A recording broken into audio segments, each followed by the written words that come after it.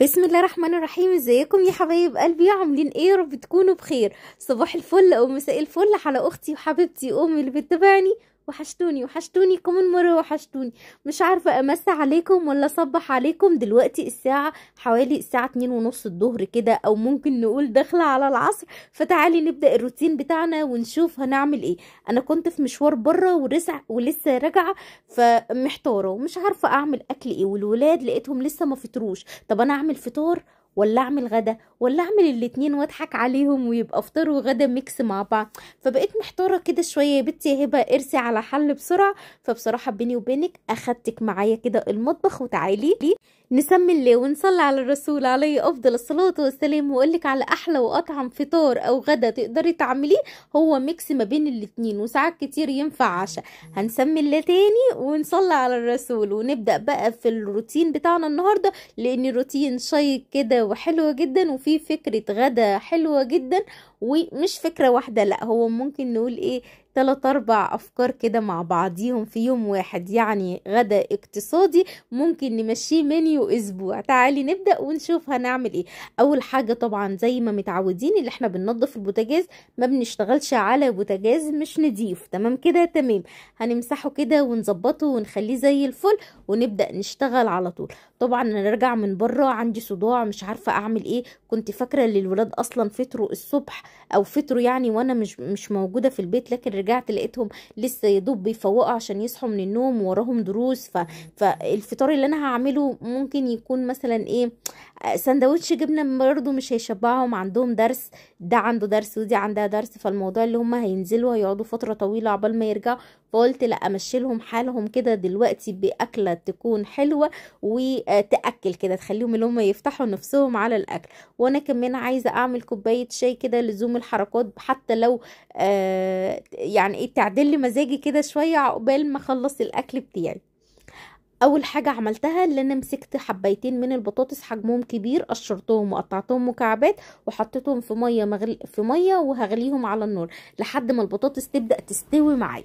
في الوقت دوت قلت اعمل لنفسي كوبايه شاي بسرعه كده، ونبدا على طول في شغل. طبعا انا ما كنتش ولا قريت الاذكار بتاعه الصباح ولا اي حاجه، فقلت بما اني واقفه في المطبخ كده والدنيا تمام، اقرا كده كذا حاجه وانا واقفه، لعل وعسى اخلصهم. ولسه هقول يا هادي واقرا اول حاجه لقيت التليفون رن، وفضلت معايا على التليفون لمده مثلا اقولك ايه، 3 ارباع الاكله. بس بعد ما خلصت قريت كل الاذكار بتاعتي الحمد لله. المهم تعالي نرجع تاني ونكمل مع بعض ونشوف انا عملت ايه. صبيت كوبايه الشاي، وقلت بقى اقعد كده عقبال ما اللهم صل على النبي، عقبال ما البطاطس تستوي على النار، اكل واحدة بريوش كده ومعاها كوباية الشاي. بريوش دوت انا عملته حلو قوي. الطريقة هتلاقيها موجودة، وكمان انا نزلت لكم النهاردة في النهاية كده حاجة بسيطة لو انتوا عايزين تجربوه. طلع حلو قوي وطعمه حلو، مش بيتباع في الافران ولا بيتباع في المحلات، ده حاجة بتتعمل في البيت. جربيها وعلى ضمانتي والله هتطلع معاكي مظبوطة. المهم اخدت الحاجة بره على اساس ان انا اقعد افطر. يا دوب خدت قطمتين من البريوش كده وبق شاي، وبعد كده قلت لا، انا لسه هستجم دلوقتي، مش وقت استجمام خالص. دخلت على المطبخ على طول وجبت معايا كيسين من الطعمية ديت. كنت عاملاها من حوالي كده 4 5 ايام، بس ما صورتهاش بصراحة. فان شاء الله باذن الله لما اعملها المرة الجاية هصورها معاكم. كان عندي ربع كيلو من الفول المدشوش، بقيت شهر رمضان يعني، كان فايض كده من شهر رمضان. فانا قعدت وقلت حلوين يعملوا معانا كده مرتين من الطعميه. جبت معايا كوبايه الشاي وقلت ايه، خليني اللي انا اشربها وانا بعمل الاكل احسن، بحيث ان انا اخلص بسرعه عشان الحق ينزلوا الدرس بعد العصر على طول. انتوا عارفين بقى الامهات والكلام دوت بقى. يعني ايه، بتبقي دماغك فيها 1000 حاجه، وهم لما انت تطلبي منهم اي حاجه، انا نسيت يا ماما. ده طبيعي، ده وارد عادي ممكن تحصل. فربنا يحميهم امين يا رب العالمين، ويخليهم لنا، ويرزق كل مشتاق بالذريه الصالحه. فضيت الطعميه في الطبق. الطعميه انا خرجتها حطيتها في الميكروويف كده على لفك التلج يعني ما كملتش دقيقتين وكانت التلج اتفك معايا. قشرت البطاطس ديت. طبعا لازم يكون في حد في البيت متواجد اللي هو ايه، انا مش باكل غير بطاطس محمره. مهما تعملي اكل يكون حلو، لا هو مش بياكل غير بطاطس محمره. فقطعت كده البطاطس بالشكل دوت. لو مش متمكنه ما تقطعهاش بالطريقه ديت، قطعي كل واحده لوحدها. لازم تكوني ايه، عندك ذو خبره عشان تعرفي تقطعي التقطيعه اللي هي كل البطاطس مره واحده، او حبايه البطاطس تتقطع كلها مره واحده. اديني بقولك اهو، عشان ايه السكينه ما تعملهاش معاكي وترجعي تقولي هبه السبب. اكلتنا النهارده اقتصاديه، اكله موفره. هقولك دلوقتي ازاي تقسميها على مدار الاسبوع لو انتي مش حابه تعملي كل اللي انا عملته في يوم واحد. بس انا عملته كله في يوم واحد عشان ده بيحب كذا وده بيحب كذا وده بيحب، وانا عايزه ارضي جميع الاطراف وعايزه ارتاح شويه بمعنى اصح. فهي من جميع النواحي هي اكله اقتصاديه تنفع لاكلات اخر الشهر، اكلات موفره، اكلات كده سهله وسريعه ما تقفيش في المطبخ كتير، اكلات منجزه للام العامله اللي بترجع من الشغل تلاقي العيال لسه نايمه ولسه بدري على الغدا، فممكن تختاري منهم اكله تنفذيها. حاجات بسيطه كده. حضرت معايا بصلايه، والبصلايه اللي انا استخدمتها حجمها متوسط. حضرت بقى هنا معايا 3 حبات من الطماطم هبشرهم. انتوا عارفين انا مش بحب الطماطم متقطعه في اي اكل انا بعمله، لكن لو جبنا بطماطم عادي بقطع الطماطم كده كده ما بتتحطش على النار. انا اقصد طماطم مبشوره اللي هي هنستخدمها على النار. انا عندي طماطم اصلا مبشوره في الفريزر، بس لسه بقى هطلع من الفريزر وتفك كويس اللي الطعميه فكت معايا بسرعه. المهم جبت بقى هنا الطماطم ديت قطعتها نصين بعد ما غسلتها، وبدأت بقى ان انا ابشرها بالشكل ده. لو عندك فلفل رومي قطعي فلفل كده مكعبات صغيرة هيبقى خطير، لكن الفلفل اللي عندي فلفل حراق فانا مش عايزة احطه في قلب الوصفة عشان ما تطلعش معايا حرقة. الفلفل اللي عندي حراق جدا. المهم جبت بقى بيضايه كسرتها على الطعمية. انا هعمل طعمية بالبيض. لو انتي مش حابه خطوه البيض تقدري تستبعديها خالص من الوصفه، لكن انا بحب الطعميه والولاد عندي بيحبوا الطعميه اللي داخل لها بيض. بحسها اللي هي بتبقى هشه كده وحلوه وطعمها لذيذ ومختلفه عن الطعميه اللي احنا بنجيبها من بره. قلبتها كده في قلب بعضيها، ربيت البيضه يعني لحد ما بقت معايا تمام. هاخد البطاطس دي اديها شطفه وتعالي نكمل بقيه الوصفه بتاعتنا. وانا بقلب بقى في درج التلاجة وبطلع الطماطم، الخطوه دي اختياريه، انا هي ما كانتش في دماغي خالص. بطلع الطماطم لقيت عندي حبايه واحده من البتنجان. اسيبها؟ لا ما اسيبهاش، تعالي ما هو دوت الايه اوانك، يعني هو دوت الاكله اللي هتلاقيها على عليكي. المهم خدت البتنجانيه الرومي قشرتها كويس جدا زي ما انتم شايفين كده، ما خليتش فيها قشر خالص، وقطعتها رفيع قوي. عندي الولاد بيحبوا البتنجان لو انا هقليه وناكله كده بتنجان مقلي يبقى رقيق قوي، لكن لو مسقعه بحاول ان انا اتخنه شويه عشان يبقى فيه لحم كده ويتاكل يبقى طعمه حلو. طبعا ليكي حريه الاختيار اللي انت عايزاه اعمليه. قطعتها بالشكل دوت ورشيت عليها شويه ملح كده لزوم الحركات. وتعالي بقى ندخل بقى على البوتاجاز ونشوف هنعمل ايه مع بعضينا. في الوقت دوت كانت البطاطس خلاص استوت معايا، فشلتها بقى من على النار وحطيت كمان طاسة الزيت وطاسة تانية فيها كده شوية زيت صغيرين، ونحط فيهم البصلاية. اول ما الزيت يسخن معايا هنعمل ايه؟ هنعمل شكشوكة. ركزي بقى معايا في الاكل اللي انا هقوله لك دوت دلوقتي. هنعمل شكشوكة، هنعمل بطاطس مسلوقة بالملح والفلفل وحته سمنه بلدي، هنعمل بتنجان مقلي وبطاطس مقليه، هنعمل كمان بيض بطعميه، وهنعمل طعميه صغيره وجنبيها طماطم تقدري تخلليها او تحطي عليها شويه ملح. وكمان تقدري البتنجان المقلي اللي احنا عملناه قليناه تقدري تحطي عليه دقه زي بتاعه الخل والثوم كده، ويبقى بتنجان بالخل والثوم حلو قوي. شوفي بقى كام فكره انا متنوعه تقدري تاخدي منها فكره، وهقولك دلوقتي تعملي ايه. يعني مثلا ممكن يوم تعملي فيه الشكشوكه والبطاطس المحمره، تحطي البيض على عدد الاسره اللي موجوده عندك، ويبقى شويه شكشوكه كده جنبيهم بطاطس محمره معاهم بقى شويه مخلل. شوفي انت لو عامله لفت مخلل هيبقى لذيذ قوي، خيار مخلل، جزر مخلل هيبقى حلو قوي، لو عندك ليمون او زيتون مخللاه هيبقى وصفه رهيبه، اكله طعمها حلو جدا. جيبي عيش صابح بقى، وده بقى ايه غدا رهيب. ينفع في الغدا، ينفع في الفطار، ينفع في العشاء. الاكله دي ما بتقولش لا. هنا البصلايه بعد ما اتحمرت شويه، لو انتي ما عندك فلفل رومي تقدري تضيفيه بعد ما البصلايه تتحمر شويه، معاها فص ثوم، بس انا استبعدت تماما الثوم عن الشكشوكه النهارده. كمان حطيت بقى الطماطم، وحطيت كمان معاها معلقه من صلصه الطماطم المعلبه.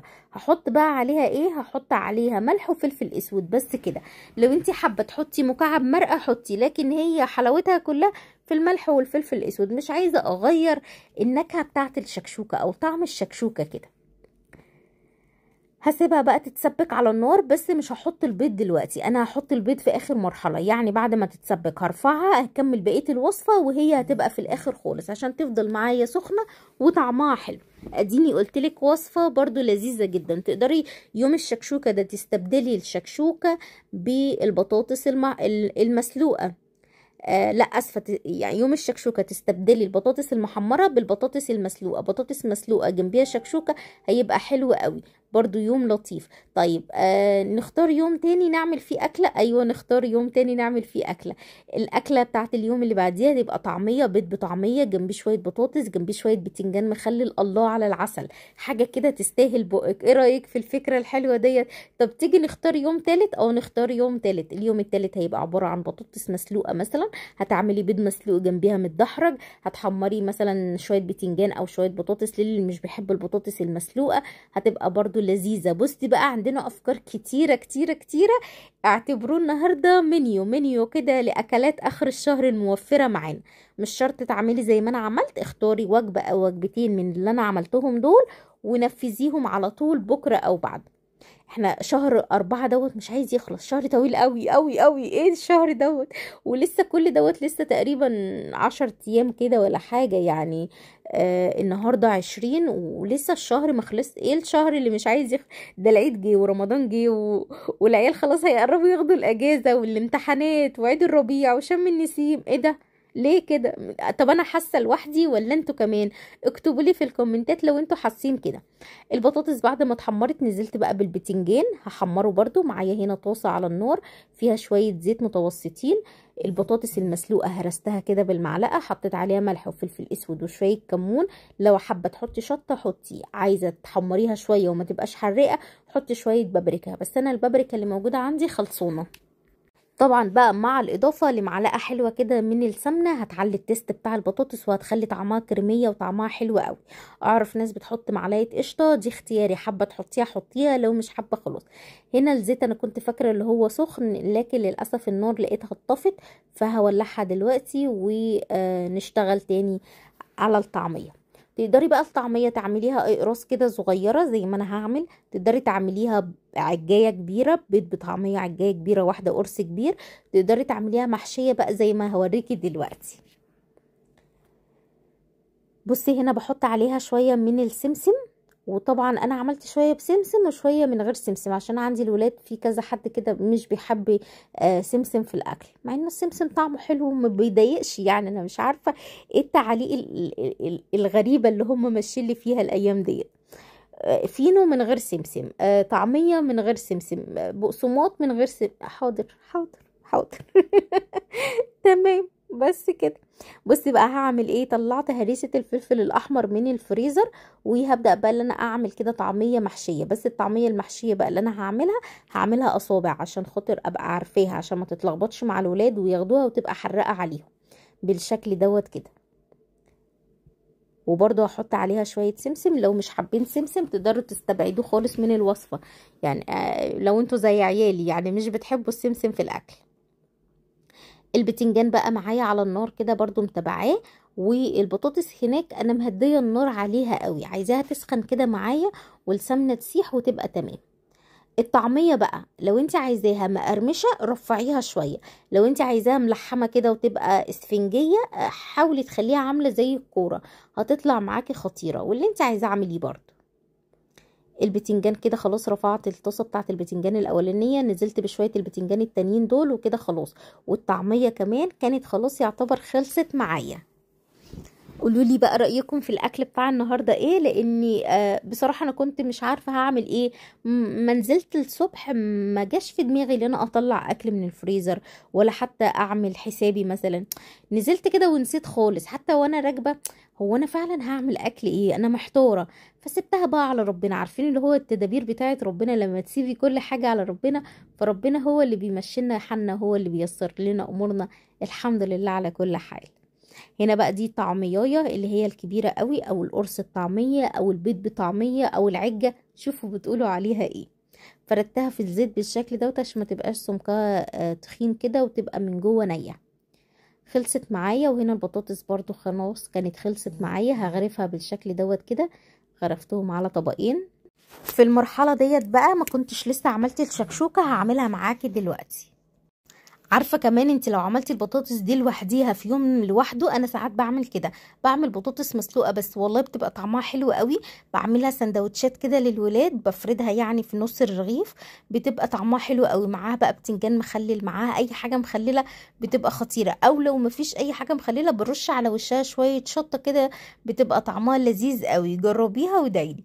هنا كسرت 3 بيضات، وحطيت بقى التسبيكه بتاعت الشكشوكه على النار. قولولي في الكومنتات ليكم طريقة تانية في الشكشوكة ولا هي ديت الطريقة بتاعتكم. وطبعا الدول العربية حبايب قلبي قولولي عندكم اسمها ايه الأكلة ديت، لان طبعا كل دولة وليها اسم، فانا هستنى الكومنتات بتاعتكم تقولي اسمها ايه عندكم.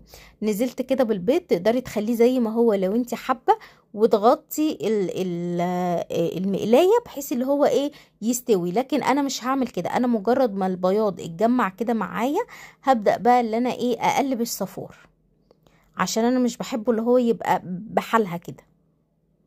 هديها بقى تقليبه، وطبعا معليه النار عشان تستوي معايا بسرعه. هي اصلا ما بتاخدش وقت خالص، يعني عايزه اقول لكم اللي هي ما خدتش معايا دقيقه، لاني انا اصلا كنت مجهزاها كل حاجه. حتى كمان تقدري تجهزي الوصفه دي من بالليل وتسيبيها في التلاجة، او لو انتي بتبقي محتاره في الفطار كل يوم، فتقدري تعملي مثلا كميه من البصل على الطماطم وتشيليهم في التلاجة متسبكين، ويوم بعد يوم مثلا تنوعي لهم، يوم في العشاء يوم في الفطار، وكذلك يعني. كده خلاص تقدري ترشي على وشها رشة كده من الفلفل الاسود لو انت حابة. ده شكلها في النهاية. هغرفها بقى في طبقين وبس كده. تعالى اوريكي بقى شكل الغدا. هو انا مش عارفة هو غدا ولا فطار ولا ايه بالظبط، بس اهو يمشي. الشطر بقى القروبة اللي هتقولي في الكومنتات الاكلة دي ناقصها ايه. يلا كل واحدة بقى في الكومنتات تقولي الاكلة ناقصها ايه. عارفة اللي في ناس هتقولي مثلا ايه جرجير، ناس هتقولي عيش. بصي انتي وتخيلك، يلا اكتبي لي في الكومنتات عشان طبعا الشطره هي اللي هتعرف. تعالي نعمل البريوش مع بعضينا كده بسرعه. معايا كوبايه الا ربع من الحليب، معايا 4 معالق من السكر، بضايه، كيس من الخميره، كيس من الفانيليا، معلقه كبيره من الخل الابيض، وقلبي الكلام ده كله مع بعض. لو عايزه الوصفه بالتفاصيل هتلاقيها الفيديو اللي قبل دوت على طول. 4 كوبايات من الدقيق، رشه ملح بسيطه، معلقه صغيره من البيكنج باودر، وعجني الكلام ده كله مع بعضه كويس جدا في قلب العجين. لو ما فيش عجان يبقى هنعجن على ايدينا. نص كوبايه من الميه الدافيه، وطبعا هننزل بالنص كوبايه على مرتين. تمام كده تمام. ممكن تحتاج معاكي لمعلقه او معلقتين من الميه، وممكن ما تحتاجش على حسب نوع الدقيق اللي انت مستخدميه. انا مستخدمه دقيق اسمه دقيق الزعيم، الكيس بتاعه لونه اصفر كده، بصراحه بيريحني جدا في المعجنات وبيطلعها طعمها حلو وخطيره. وفي كل حاجه بقى هو بسم الله ما شاء الله شغال معانا. بعد كده بعد ما عجنتها كويس هنزل بقى بمعلقتين سمنه كبار. تقدري تستبدلي السمنه بالزبده، هتبقى حلوه. بس انا ما كانش عندي زبدة استبدلت بقى الزبدة بالسمنة، برضو ادتني نتيجة حلوة قوي. عايزة اقولك من غير ما تورقي هتلاقيها مورقة من جوه وخطيرة. في الوقت دوت لو انت هتعجني على ايديك هتلاقيها بدأت تفتل بالطريقة ديت كده. ما تقلقيش خالص، هتتلم تاني، بس استمر في العجن. ما بتاخدش وقت كتير، لكن العجينة حلوة ومضمونة كده، وهتبقى معاكي لينة. هسيبها بقى تخمر لمدة نص ساعة. بعد ما تخمر نص ساعة او ربع ساعة، انا بصراحة سبتها ربع ساعة، بدأت بقى ان انا اشكلها او اقطعها بالشكل ده. كل واحده كده هحاول ان انا ايه بالنظر كده اعملها ايه متوسطه مش كبيره قوي. هرولها وبعد كده هلفها على بعضيها. الطرف الاخير هحطه من تحت عشان ما يفتحش معايا في الصينيه.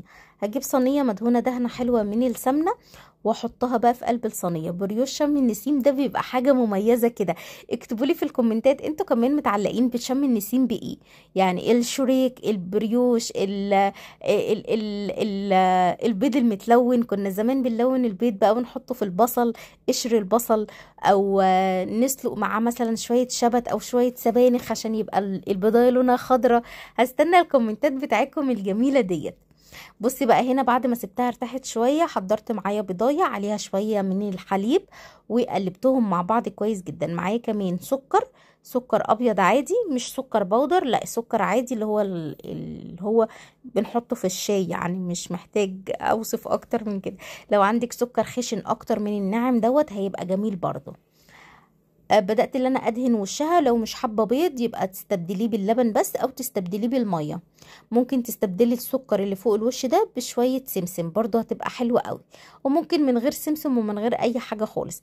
المهم ادخلها الفرن بقى على درجه حراره 180 على الرف الوسطاني. بس اهم حاجه اول ما تخرج من الفرن بخت ميه كده وغطيها بفوطه نضيفه. بصي شكلها حلو ازاي بعد ما خرجت من الفرن، قد ايه هشه وجميله. اعمليها على ضمانتي.